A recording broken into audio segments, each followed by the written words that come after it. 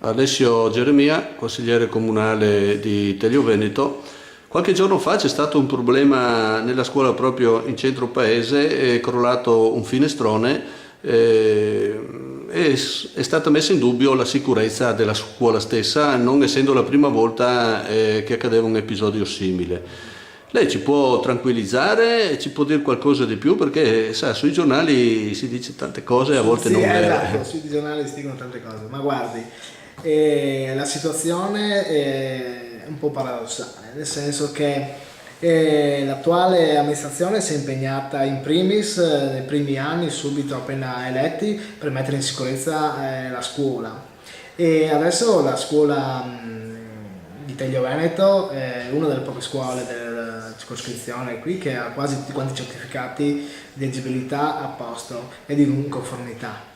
E il fatto che è accaduto, insomma, non lo definirei crollato, ma semplicemente trovo difficile che una finestra esca dai propri cardini, quindi qualcosa deve essere successo, probabilmente ma in maniera maldestra, insomma, senza nessuna volontà di dolo. E quindi io starei molto tranquillo.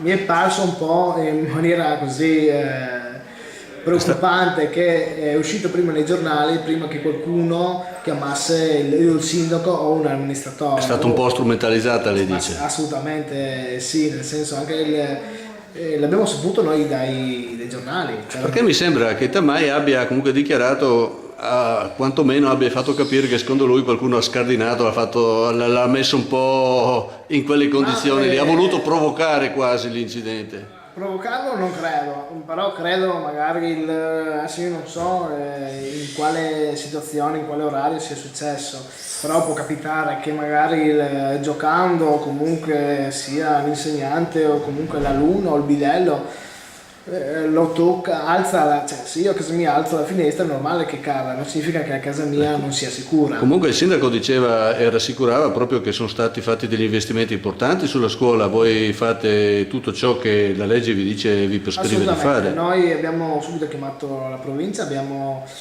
fatto sì che sia conforme alle leggi vigenti, infatti come dicevo prima è agibile la scuola, ha tutti quanti i certificati in regola e quindi non è pericolosa assolutamente la scuola. Anche perché sull'articolo del giornale iniziava proprio le scuole in Veneto cadono a pezzi, e essendo Gasparotto che è anche diciamo un vostro vicino di casa, chiamiamolo così, come assessore competente. L'assessore Gasparotto è un amministratore che si è impegnato molto sulla sicurezza delle scuole, perché durante quel periodo era il periodo del crollo di una scuola, insomma, dove ci sono stati anche dei morti, quindi il tema era molto sensibile.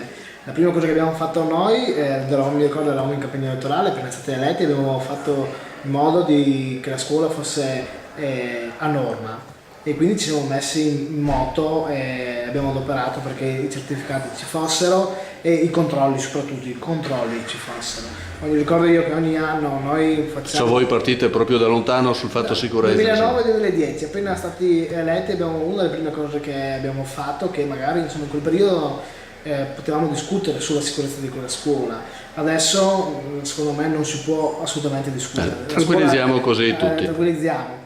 Ripeto, mi dispiace insomma, che la stampa fosse a conoscenza di questa cosa prima che noi amministratori, non tanto la mia persona che sono un consigliere comunale, ma l'assessore competente e nemmeno il sindaco era a conoscenza. Quindi la fuga di notizia c'è stata, ma bisogna sempre un po' cercare di pesare le notizie, pesare da dove arrivano. Insomma. Allora ringraziamo il consigliere Alessio Geremia, grazie. Grazie a voi.